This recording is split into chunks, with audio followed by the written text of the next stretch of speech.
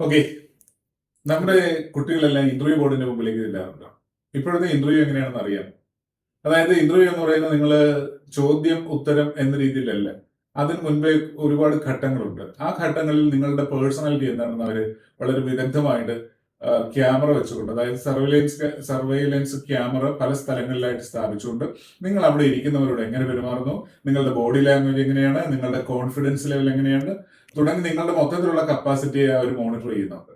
അതിനുശേഷം ഒരുപക്ഷെ ഒരു ഇന്റർവ്യൂ പ്രഹസനം നടത്തിയേക്കാം, നടത്താതിരിക്കാം. പക്ഷെ സെലക്ഷൻ നടത്തുന്നത് മറ്റുള്ളവരോട് നിങ്ങളെ എങ്ങനെയാണ് ഇന്ററാക്ട് ചെയ്യുന്നത്, അവരോട് എങ്ങനെ മിങ്കിൾ ചെയ്യുന്നു, അതിന് നിങ്ങൾക്ക് എത്രമാത്രം ആത്മവിശ്വാസമുണ്ട്, ഇതൊക്കെ നോക്കിക്കൊണ്ടാണ്. ഇത്തരം കാര്യങ്ങൾ നോക്കി പരിശോധിച്ചുകൊണ്ടാണ് ഒരാളെ സെലക്ട് ചെയ്യുന്നത്. അതല്ലാതെ കുറെ ചോദ്യങ്ങൾ പഠിച്ചിട്ട് അതിന്റെ ഉത്തരം കാണാതെ പഠിച്ചിട്ട് നിങ്ങൾ അവിടെ ചെന്ന് ഒരു കമ്പ്യൂട്ടറിൽ നിന്ന് വരുന്നത് പോലെ കൃത്യമായ ഉത്തരം കൊടുക്കുന്നതുകൊണ്ട് യാതൊരു ഗുണവുമില്ല.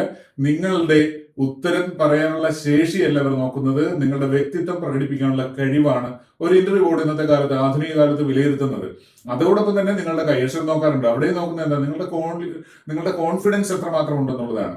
ഓൺലി ഒരൊറ്റ കാര്യം മാത്രമാണ് വേണ്ടത്, കോൺഫിഡൻസ് ആണ്. കോൺഫിഡൻസ് ബിൽഡ് ചെയ്യാനായിട്ട് ധാരാളം മാർഗങ്ങളുണ്ട്. പക്ഷെ പലർക്കും അതേക്കുറിച്ച് വ്യക്തമായ ധാരണയില്ല. അതുകൊണ്ട് എന്ത് സംഭവിക്കുന്നു, കാണാതെ പഠിച്ച് ഒരുപാട് വിജ്ഞാനമുള്ള പുസ്തകങ്ങളുമായിട്ട് നിങ്ങൾ അവിടെ ചെന്ന് എനിക്ക് ജോലി കിട്ടുമെന്ന് പറഞ്ഞിരിക്കുന്നു. പക്ഷേ നിങ്ങൾ ഇരിക്കുന്ന ഓരോ നിമിഷം നിങ്ങളുടെ ഹാർട്ട് ബീറ്റ് ചെയ്തുകൊണ്ടിരിക്കും, നിങ്ങൾ ടെൻഷൻ അടിച്ചുകൊണ്ടിരിക്കും.